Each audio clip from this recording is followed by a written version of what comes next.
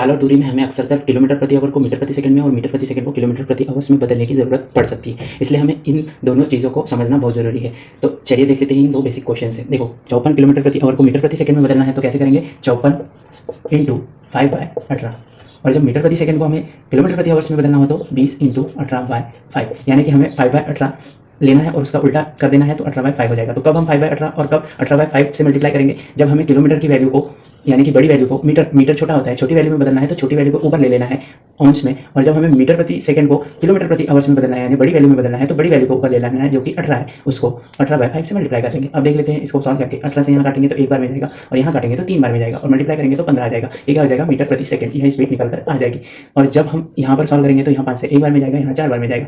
18 और 4 को मल्टीप्लाई करेंगे तो आ जाएगा 72, ये क्या निकल के आ जाएगा, किलोमीटर प्रति आवर्स। इस तरह हम मीटर प्रति सेकंड को किलोमीटर में और किलोमीटर प्रति आवर्स को मीटर प्रति सेकंड में आसानी से कन्वर्ट कर सकते हैं।